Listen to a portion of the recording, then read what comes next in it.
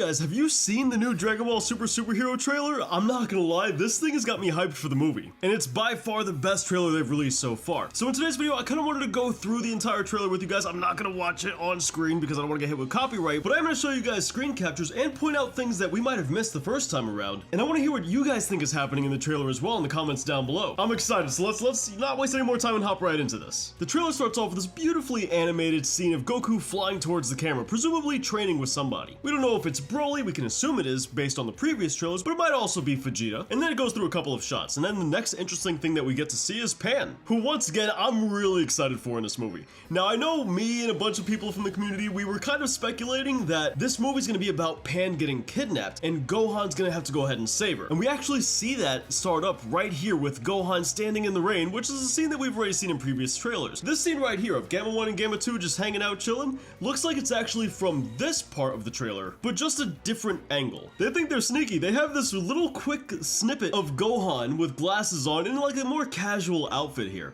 And you can see Piccolo's skin right up against Gohan's wrist here. It looks almost as if Gohan is like blocking an attack from Piccolo of some kind. Now I don't think it was meant to hurt Gohan given Gohan's expression. I think rather instead it took him by surprise. I can definitely see a conversation happening where Piccolo's kind of scolding Gohan for letting go of his training and kind of letting loose a little bit, getting out of shape, and he throws out a little bit of an attack, you know, just to make sure Gohan's on guard. And Gohan blocks the attack, but it kind of exposes that, you know, he's let himself go a little bit. I think this is also indicated by the padding in the background, which kind of shows us that this isn't really taking place on a battlefield. This is a more comfortable environment where Gohan feels a little bit more relaxed. Now keep in mind, all of that is speculation, just based off of, like, you know, the padding in the background. I mean, that's all it is. It looks like some kind of couch to me with a pillow on the side, but once again, all that is speculation. In the very next scene, we have Piccolo with a little bit more battle damage on him, fighting against Gamma 2. They then cut to a bunch of scenes that we've already seen in the past, and then we get this scene of a little bit of an aircraft flying away, which immediately cuts to Piccolo in some red ribbon gear. Now, I like this approach, right? Because Piccolo isn't really the kind of guy in order to go undercover, you know? He's very much the dude who kind of just takes care of business, no questions asked. But it looks like after his fight with Gamma 2, he knows he's not a match for these androids. So I'm thinking Piccolo decides, you know what? I can't take these guys head on. Let me go ahead and grab a disguise, infiltrate Red Ribbon, and save Pan that way. And this kind of hints that maybe the androids can't really sense energy, because let's be honest, right? Our heroes have tried to hide from villains in the past by kind of diminishing their energy a little bit, and maybe at the beginning of the Cell Saga, but correct me if I'm wrong, I don't think they've really used that whole entire diminishing your energy in order to hide from your opponent in quite a long time. That hasn't really been a relevant tactic that I remember seeing too often. If I'm right, then it tells me that the androids, well, they don't really have the capability to sense energy.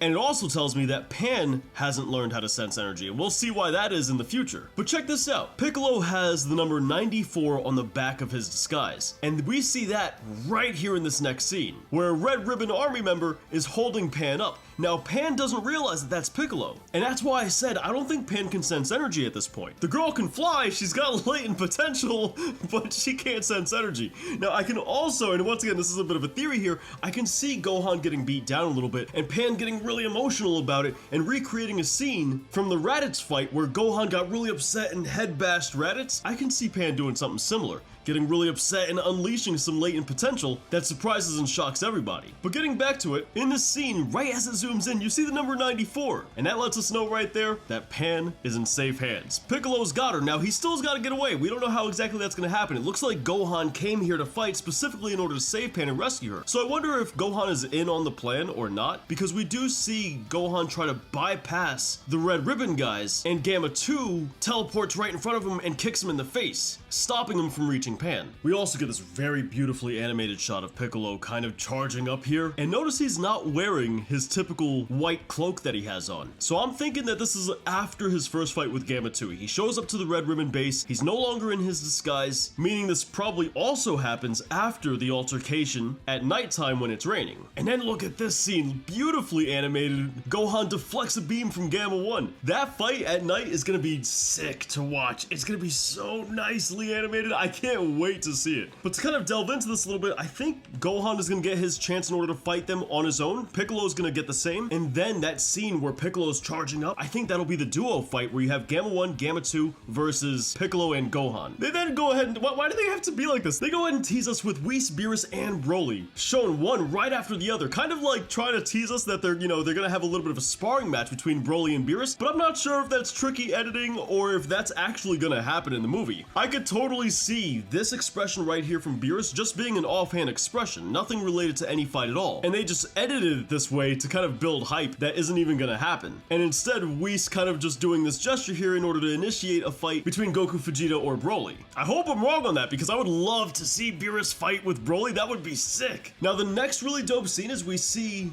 that little purple guy whose name I can't remember at the moment freaking out because his machine is malfunctioning something fierce. I have to imagine it's gonna explode because, the word danger is never a sign of safety. But that huge pod in the distance there, well, that is a little unsettling. Now, I don't think that that's any kind of bomb or anything. If anything, it looks like, like somebody's probably in there. Who? I couldn't tell you. But I'm curious because that's an awfully huge pod for a singular person. Like, who are you possibly gonna be putting in there? Who is that tall where they need all of that room? Not even the gravity chamber is that big. And neither was Goku's healing pod back on Namek. So if we try to, think about the functionality of this thing, and all of that could just be, to contain the power of somebody in order to keep them restrained, keep them in there, and keep them captive for a time being. But, that doesn't seem to be panning out too well for this man over here. And this is probably gonna be where we get introduced to the actual villain of the movie. And that's a wrap for the trailer. Dudes, let me know what you think in the comments down below. Who do you think is gonna be the major villain of this movie?